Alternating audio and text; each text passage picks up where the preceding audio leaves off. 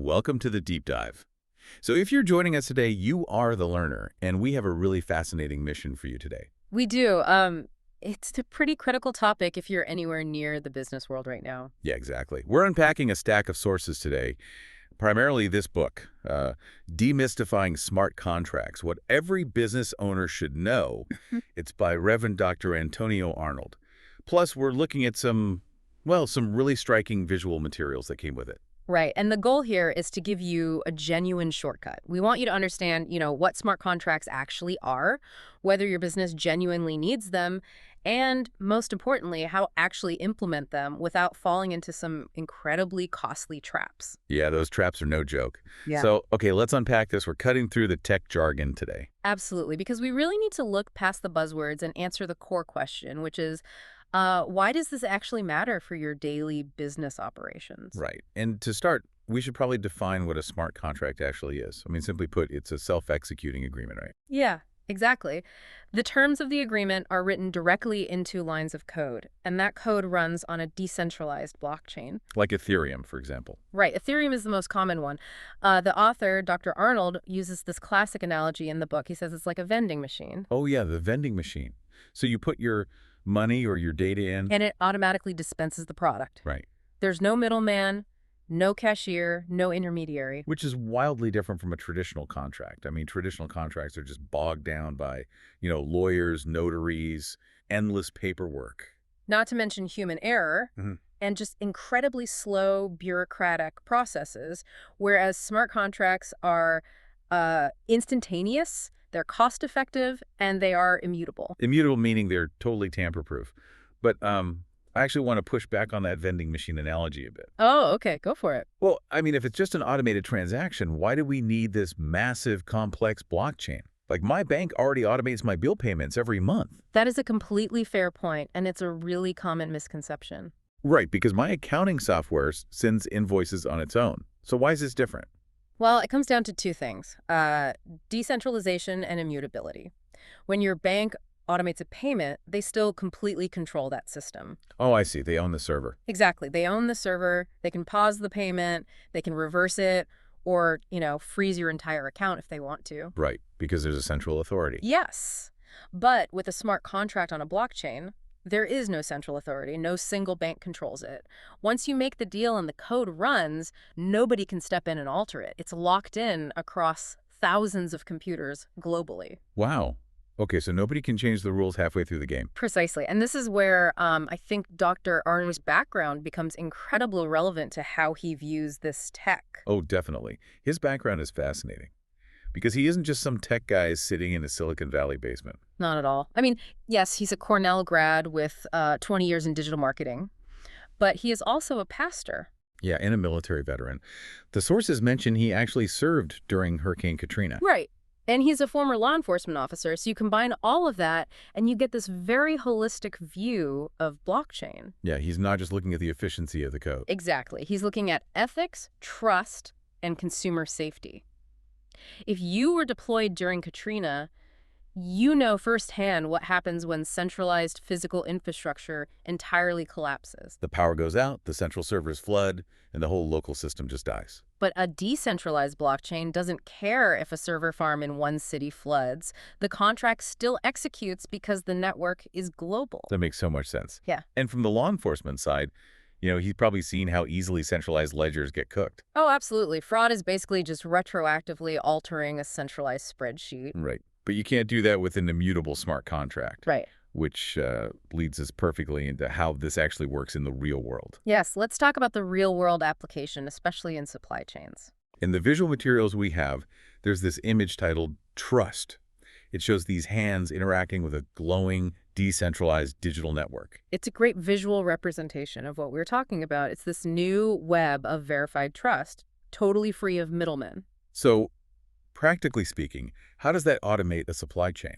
Well, it relies heavily on IoT sensors, Internet of Things sensors linked to the smart contract.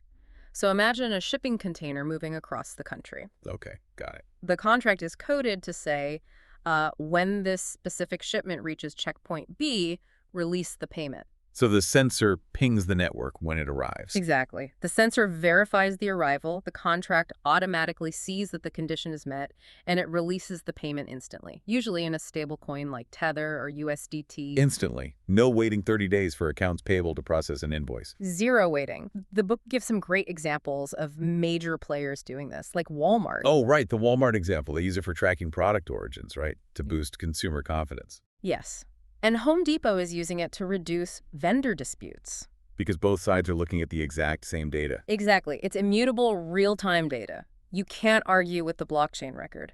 And UPS has a huge forwarding hub that uses smart contracts to totally automate their invoicing. And document verification, yeah.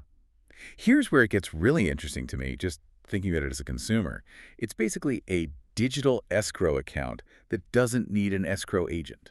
That is a perfect way to describe it. It's like the money and the goods are locked in this digital handshake. And the contract only lets go when both sides actually fulfill their promise. Right, which completely eliminates the risk of someone taking the goods and just refusing to pay. Okay, but this raises a big question. What does this mean for, the little guy? What do you mean? Well, we have this checklist from the tech list. Do I need this checklist for business owners? Yeah. If I'm running a local bakery, I probably don't need a complex Ethereum contract to buy flour. No, you absolutely do not. And Dr. Arnold is clear about that. Not every business needs this. So who does note it? Let's go through the checklist. Step 1. Yeah. Are your transactions repetitive? Right. Smart contracts thrive on high volume, highly repetitive agreements where the variables don't change much. Okay. 2, do you have trust or security issues? Like, are you dealing with sensitive consumer data or high-value assets? Yes. If you are constantly worried about vendor fraud, a smart contract secures that relationship mathematically. 3, do you require strict compliance, like anti-money laundering checks or KYC? Know your customer. Automating those compliance checks saves a massive amount of administrative hours. And finally, do you need to scale? Can your current manual contract system handle 10 times your current volume? And that's the real kicker. If you're a mid-sized logistics firm and you hit all 4 of those checklist points, I'm basically bleeding money by not using this, right? you absolutely are. You are paying for a huge amount of administrative bloat that code could do for practically free. But, and this is a big but, if my business relies on a lot of subjective judgment or emotional intelligence, Then traditional methods are still better. Smart contracts have zero empathy. If a shipment is late because of a snowstorm, the code doesn't care. It penalizes you automatically. ouch. Yeah, that's a rigid system. So, okay, let's say I am that mid-sized logistics company and I'm ready to automate. What is the roadmap for a pilot project? The roadmap is actually pretty straightforward, but the execution has to be flawless. Step 1 is identify the need.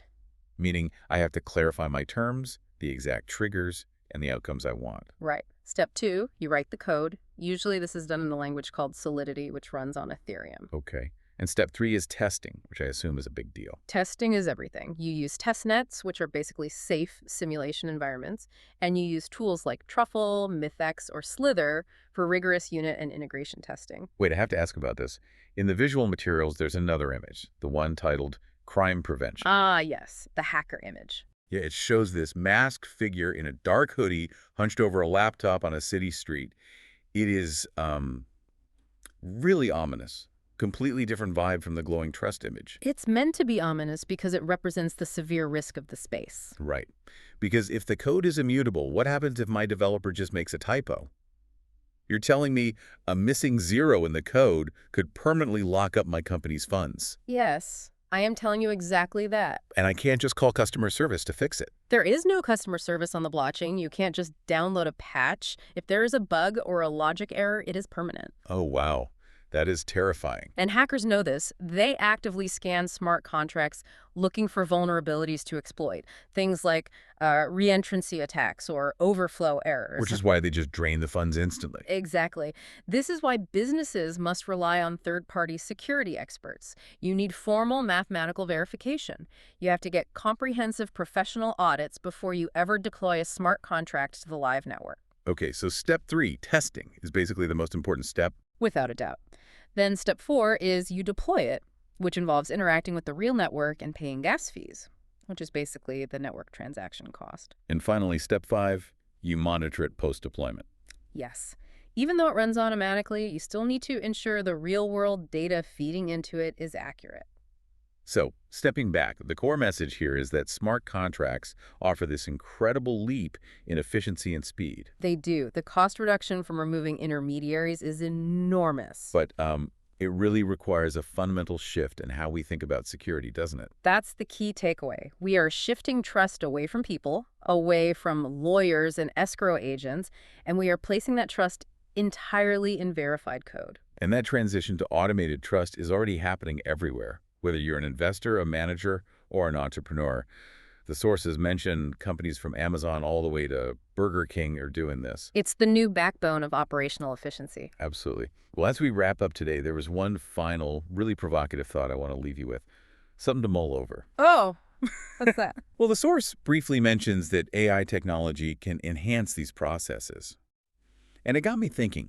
Right now, human developers are writing these smart contracts, testing them and checking for typos. Right. But if a smart contract is just a piece of code that executes automatically and can literally never be changed, Yeah.